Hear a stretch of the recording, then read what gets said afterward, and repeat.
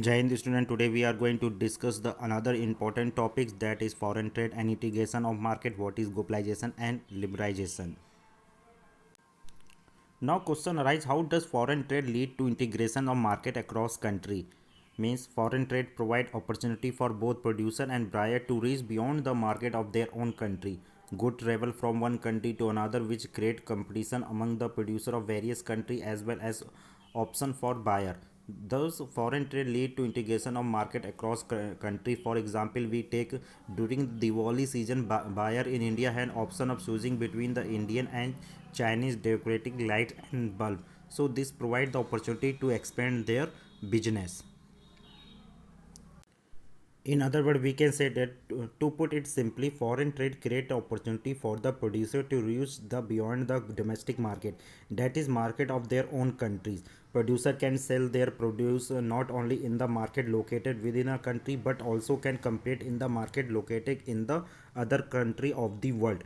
For the buyer, import of the goods produced in another country in one way expanding the choice of goods beyond what is domestic produce. In general, with the opening of a trade, goods travel from one market to another. Choice of goods in the market rise. Price of the similar goods in two market tend to become equal, and the producer in two countries now closely compete against each other, even though they are separated by thousands of miles. So, foreign trade result in connecting the market of integration in the different countries. Then question arise, what is globalization? Means world would undergo positive change and human resource efficiency, which will possess the following features: healthy competition, improve productivity, efficiency, increase volume of output, income, employment, better living standard, greater ability of information and modern technology.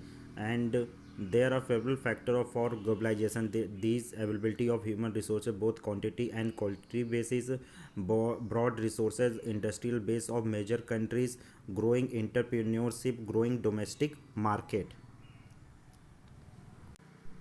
There is an increase in the volume of trade in goods and services, inflow of private foreign capital, export orientations of the economy, and increase the volume of output, income, employment. And it may not help achieving the substantial growth. So we can say that globalization is the process of rapid integrations or interconnection between the countries, and more goods, service, investment, and technology are moving between the countries.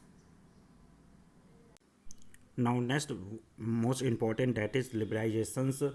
Means liberalization means removing the barrier on restrictions set by the government is known as the liberalizations. With the liberalizations of trade, businessmen are allowed to make decisions fairly about what they wish to import or export. The government impose much less restriction than before. It's therefore is said to be a more reliable. Means we can say that why trade barriers. What is trade barriers? Trade barriers are tax on imported by the government is called trade barriers, and it is called barrier because some restriction have been set up. And why government use this trade barrier? Government can use trade barrier to increase or decrease foreign trade, to decide what kind of goods and how much of goods should be come into the country. And this is considered necessary to protect the producer with the country from the foreign uh, competitions. Industry were just coming up, and competition from import at large stage would not have allowed these industries to come up.